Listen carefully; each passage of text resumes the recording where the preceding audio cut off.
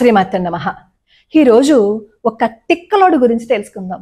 నిజం, కానీ అది అందర్ లాంటి తిక్క కాదు. ఆ తిక్కకి ఒక లెక్క ఉంది.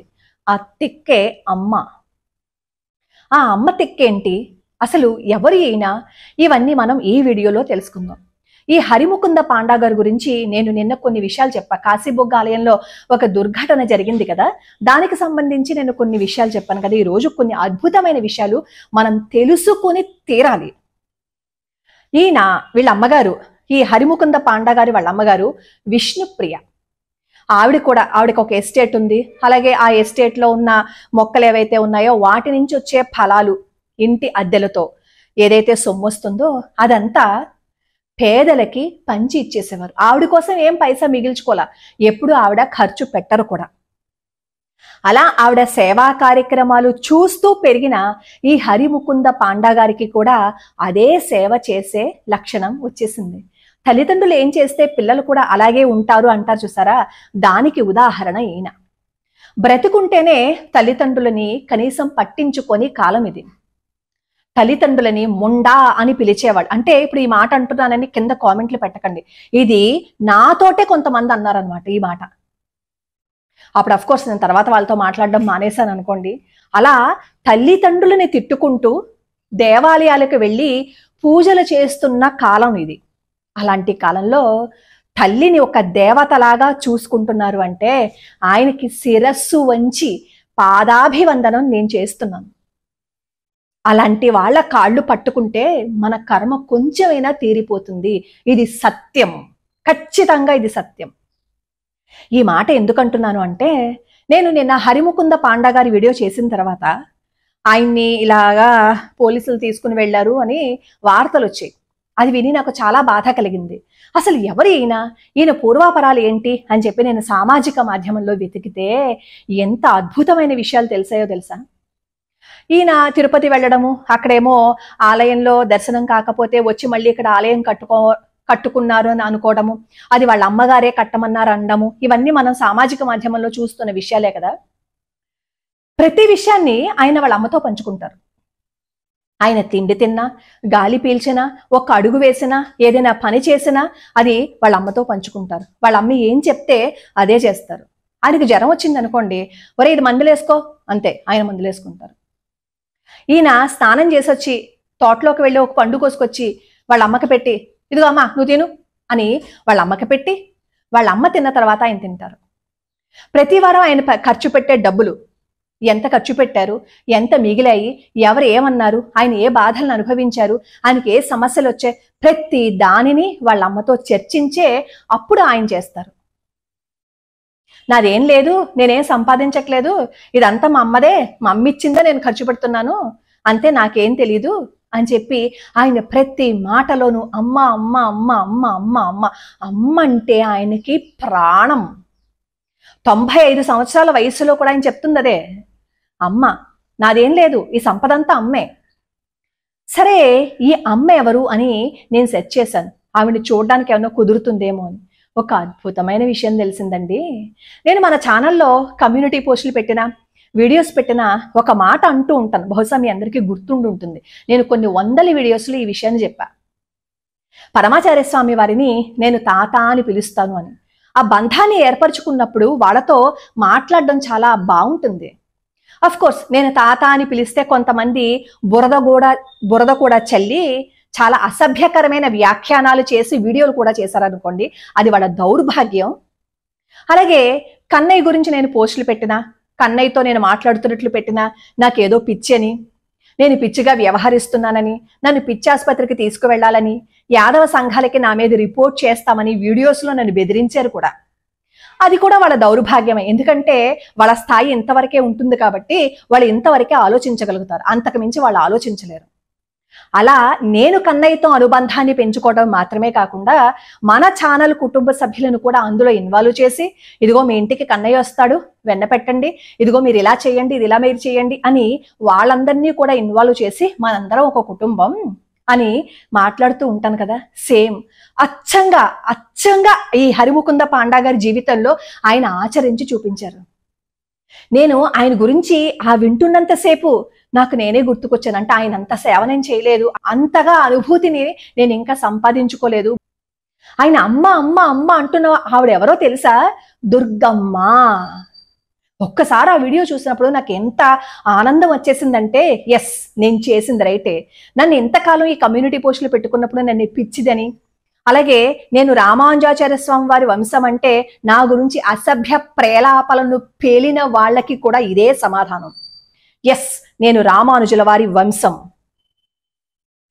అది అసభ్యకరంగా మాట్లాడుకుంటే అది కుసంస్కారం. వాళ్ళ కుసంస్కారాన్ని, వాళ్ళలో ఉన్న ఆ కుళ్ళుని ఆ విధంగా బయట పెట్టుకుంటారు.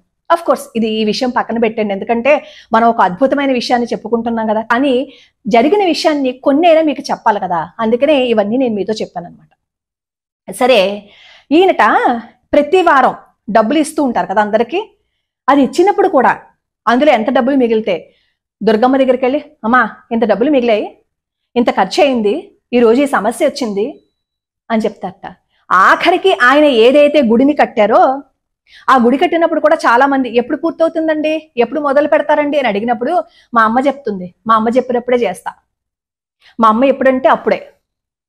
ప్రతి దాంట్లోనూ వాళ్ళ అమ్మ పేరే పెడుతున్నాను అంటే అది ఎంత ఆనందంగా అనిపించిందంటే అంతకు మించి అద్భుతంగా అనిపించింది. ఆయన జీవితం నుంచి మనం నేర్చుకోవాల్సింది ఇది కదా.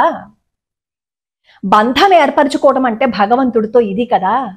మనం ఎంతసేపు పూజా గదిలో ఒక అర్చామూర్తి ఉన్నారు, మనం పూజ చేస్తున్నాము, ఇదే భావిస్తాం. కానీ అక్కడ కూర్చున్న వాడు, అక్కడ కూర్చున్న ఆవిడ నాది, నా సొత్తు, నాది, నా సొమ్ము అని ఎప్పుడైతే భావన చేస్తామో, ఇప్పుడు ఈ హరిముకుంద పాండా గారికి ఏదైతే చేస్తున్నారో అదే స్థితి మనకి కూడా రాదంటారా చెప్పండి? ఆఖరికి ఆయన ఇంట్లో దొంగతనం జరిగితే ఈ అమ్మవారికి వేసిన బంగారు నగలన్నీ ఎవరో దొంగలు పట్టుకుపోయారు. ఎందుకంటే ఆయన పొలంలో ఉంటారు కదా. పట్టుకుపోయినప్పుడు ఆ పోలీసులు అందరూ వచ్చారట, చూశారట. అప్పుడు అమ్మవారిని అడిగారట ఈ హరిముకుంద పాండా, అమ్మా నగలు చేయిస్తానంటే ఎందుకులేరా వద్దులేరా అన్నారు. అంటే ఆయన ఎంత బాండింగ్ పెంచుకున్నారు చూడండి. అది కదా భక్తి అంటే, అది కదా ప్రేమ అంటే. ఆవిడిచ్చిన సొమ్ము దాచిపెట్టుకోవడానికి నేనెవడిని? ఆవిడిచ్చిన సొమ్ము ఎవరెవరికి ఏమంటుందో వాళ్ళకి ఇచ్చేస్తున్నాను. రేపు అన్న రోజు లేకపోతే ఆవిడే చూసుకుంటుంది. నా బాధ్యత అంతా ఆవిడదే, నా సమస్తము ఆవిడే ఆవిడే ఆవిడే ఆవిడే ఆవిడే. అది ఆయన మాట్లాడుతున్న మాటలు.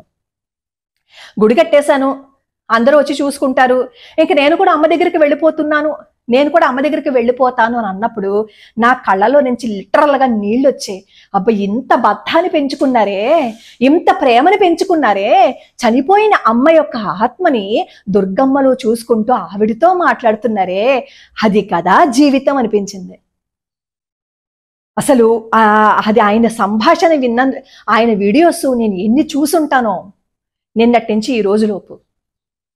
బ్రతికాము అంటే అలాగా బ్రతకాలి. నిన్న ఒక దుర్ఘటన జరిగింది. దుర్ఘటన జరగటం చాలా బాధాకరమే. కానీ ఈ దుర్ఘటన జరిగినప్పుడు దీన్ని మాత్రమే ఎక్స్పోజ్ చేశారు. కానీ ఆయన చేసిన ఈ మంచి కార్యక్రమాలు ఏవైతే ఉన్నాయో, ఆయన చేసిన సేవ ఏంటో, ఆయన జీవితాన్ని మనం ఎలా ఆదర్శంగా తీసుకోవాలో ఇవి కూడా చూపించుంటే బాగుండేది కదా. ఒక మంచి పని చేసిన వాళ్ళు చేస్తున్నంతసేపు వాళ్ళకి ఎటువంటి గుర్తింపు ఉండదు. అఫ్ కోర్స్ మంచి పని చేస్తున్న వాళ్ళు గుర్తింపు ఎప్పుడూ కోరుకోరు అనుకోండి. తిట్లుని ఒకలాగే తీసుకుంటారు, అభిమానాన్ని ఒకలాగే తీసుకుంటారు, పొగడ్తలను కూడా ఒకలాగే తీసుకుంటారు. కానీ ఆ దుర్ఘటన జరిగిన తర్వాత అక్కడికి వచ్చిన వాళ్ళు కూడా కనీస సౌకర్యాలు మాకు కల్పించలేదండి, మంచినీళ్ళు కూడా తాగడానికి లేవండి అని ఎన్ని మాటలు మాట్లాడారో. ఆయన చేసిన సేవా కార్యక్రమాలు ఎవరికీ కనిపించలేదు. ఆయన చేసిన మంచి పనులు ఎవరికీ కనిపించలేదు. ఆయన ఎన్ని సేవలు చేశారో అట. అలాంటి వాళ్ళని కదా మనం దర్శించుకోవాలి, అలాంటి వాళ్ళని కదా మనం చూడాలి, అలాంటి వాళ్ళ కాళ్ళకి కదా మనం ఒక్కసారి నమస్కారం పెట్టుకోవాలి. అందరిలోనూ భగవంతుణ్ణి చూస్తారు అని అంటారు చూసారా, ఆయన అందరిలోనూ భగవంతుణ్ణి చూశారు. వాళ్ళ అమ్మని చూశారు. వాళ్ళ అమ్మ చేసిన సేవ గుర్తుకొచ్చి అందరికీ సేవ చెయ్యాలి అని అనుకున్నారు. అంత వయసులో కూడా, ఈ 95 ఏళ్ల వయసులో కూడా ఈ దుర్ఘటన జరిగిన తర్వాత లోపలికి పంపించకపోతే ఆయన భీష్మించుకుని కూర్చున్నారు. నేను వెంకన్న చూడకపోతే కనీసం మంచినీళ్ళు కూడా తాగను అని. అంత ప్రేమ, అంత ఆరాధన, అంత అనుబంధమా? అదండి పూజ అంటే. కృష్ణుడి కోసం చచ్చిపోతాము కాదు, కృష్ణుడు ఏం చెప్పాడో అది చెయ్యాలి. అదండి తపస్సు అంటే. మాట్లాడండి. నేను కమ్యూనిటీ పోస్ట్లో ఏదైతే చెప్తానో అది సత్యం. బంధాన్ని పెంచుకోండి ఆయనతో, మీతో మాట్లాడతాడు ఆయన. నాకు ఏదైనా కష్టం వచ్చినా, నాకు ఏదైనా బాధ వచ్చినా నేను వెంటనే ఏం చేస్తాను తెలుసా? కన్నా అంటూ ఆయనతో చెప్తాను. పరమాచార్య స్వామి వారి దగ్గరికి వెళ్ళి, ఏం తాత నువ్వు ఇలా చూస్తున్నావేంటి, ఏం నీకు కనిపించటం లేదా ఇదంతా అని అడుగుతాను. అలా అడిగే చనువుని నేను ఆయనతో కావాలని తెచ్చుకున్నాను. ఇప్పుడు అది అలవాటుగా మారిపోయింది. నాకు ఏదొచ్చినా నువ్వే చేసావు, దీనికి నువ్వే కారణం అంట. అది మంచి అయినా చెడైనా ఆ బంధాన్ని పెంచుకుని చూడండి, జీవితం ఎంత బాగుంటుందో. ఆయన అంటున్నారు, అసలు నాకు ఎంత ఆశ్చర్యం అనిపించిందంటే, నాకు జ్వరం వచ్చినప్పుడు కూడా ఏ గోళీలు వేసుకోమంటుందో అమ్మే చెప్తుంది, అది అక్కడ ఉన్నాయి గోళీలు అన్నారు. సమాజానికి మంచి చెయ్యాలి, అది అమ్మ చెప్పిన బాటలో నడవాలి అని తపన పడిపోయారు చూసారండి. అలా తపన పడిపోయే వాళ్ళు పిచ్చి వాళ్ళలాగే కనిపిస్తారు. అలా సేవ చేసేవాళ్ళు ఎందుకు పనికిరాని వాళ్ళలాగే కనిపిస్తారు కొంతమందికి. దుర్గా ఆరాధన ఆ లెవెల్లో చేశారు అంటే దుర్గమ్మ ఎలా ఉంటుంది, ఎలా చూస్తుంది, ఆవిడ అనుగ్రహం ఎలా ఉంటుంది అనేది ఈ హరిముకుంద్ గారి జీవితం ఒక ఉదాహరణ. ఇలాంటి వాళ్ళవి విన్నప్పుడు వాళ్ళ జీవితంలో ఏం చేసి ముందుకు వెళ్ళారు, ఎలా అనుబంధాన్ని పెంచుకున్నారు, ఎలా అడుగులు వేశారు, అది గనక మనం పట్టుకున్నాము అని అనుకోండి, చిన్న కష్టం కూడా ఉండదు. ఆయన చెప్తున్నారు, నాకు ఇప్పటి వరకు జ్వరం రాలేదు, నాకు ఇప్పటి వరకు ఏ రోగము రాలేదు, నేను చేశానని ఏం చెప్పను. పరమాచార్య స్వామి వారి ఈ ప్రసంగాల్లో ఒక మాట ఎప్పుడూ చెప్తూ ఉంటారని నేను మన వీడియోస్లో కూడా చెప్తూ ఉంటా. నువ్వు ఏదైనా చేసావు అంటే నువ్వు చేసావనే భావన పెట్టుకోకు, సమర్పణ చెయ్యి, ఆయన నీతే చేయించారు, ప్రతిదాన్ని భగవంతుడితో సంబంధం పెట్టుకోండి అని నేను చెప్తూ ఉంటాను చూసారా. దానికి లైవ్ ఎగ్జాంపుల్ ఎవరైనా ఉన్నారు అంటే అది హరిముకుంద పాండా గారు. అది విన్న వెంటనే ఈ విషయాలన్నీ నేను మీతో పంచుకోవాలి అని అనిపించింది, అందుకే పంచుకుంటున్నాను. భక్తి అంటే అది, ప్రేమ అంటే అది. ఇదంతా విన్న తర్వాత మీకేమనిపించింది? భగవంతుడిని నమ్మినవాడు ఎప్పటికీ చెడిపోడు. మనసా వాచా కర్మణా నువ్వు భగవంతుణ్ణి నమ్ము, నమ్మితే నీకు ఎప్పటికీ కష్టం కలగదు, వచ్చినా అమ్మ తీర్చేస్తుంది అని. నిన్న కాశీబుగ్గ ఆలయంలో అలాంటి దుర్ఘటన జరిగినప్పుడు కూడా ఏంటి నీకోసం కట్టాను కదా, నా కోసం చేశానా అని అనలా, నిందించలేదు. ఆయన ఎంతో సంయమనంతో ఉన్నారు. ఆ 95 సంవత్సరాల వయసులో కూడా పొద్దున్నే లేచి బ్రాహ్మీ ముహూర్తంలో అమ్మ ముందు కూర్చుని అమ్మతో మాట్లాడతారు అంటే అది కదా బంధం అంటే. నేను ఒక న్యూస్ చూశాను, నేను అది నిజమో అబద్ధమో నాకు పూర్తిగా తెలియదు కానీ ఈ కాశీబుగ్గ తొక్కిసలాట జరిగితే ఆ తొక్కిసలాటకి బాధ్యతగా వహిస్తూ ఈ 90 సంవత్సరాల వయసున్న ఈ పెద్దాయన్ని అరెస్టు చేయాలని ఒక వార్త కూడా ఈ సామాజిక మాధ్యమంలో వచ్చింది. అదే గనక నిజమైతే మరి తిరుపతి తొక్కిసలాటలో ఎవరిని అరెస్టు చేశారు, సింహాచలం గోడ కూలినప్పుడు ఎవరిని అరెస్టు చేశారు, కర్నూలు బస్సు దగ్ధమైపోయినప్పుడు ఎవరిని అరెస్టు చేశారు? ఇప్పుడు ఆ పెద్దాయన్ని అరెస్టు చేసే ముందు జనాన్ని పసిగట్టని అధికారులకి కదా వార్నింగ్ ఇవ్వాల్సింది. మంచి చేసేవాళ్ళని ఇలా నిందించుకుంటూ పోతూ వాళ్ళని తొక్కేసుకుంటూ పోతే కనీసం మంచి చేయటానికి ఎవరూ ముందుకు రారు. లక్షల రూపాయలని ప్రతి వారం వెచ్చిస్తూ కూడా నాది ఏమీ లేదు అని నిమిత్తమాత్రంగా కూర్చున్న మనుషుల్లో మహనీయుడు హరిముకుంద్ పాండా గారు.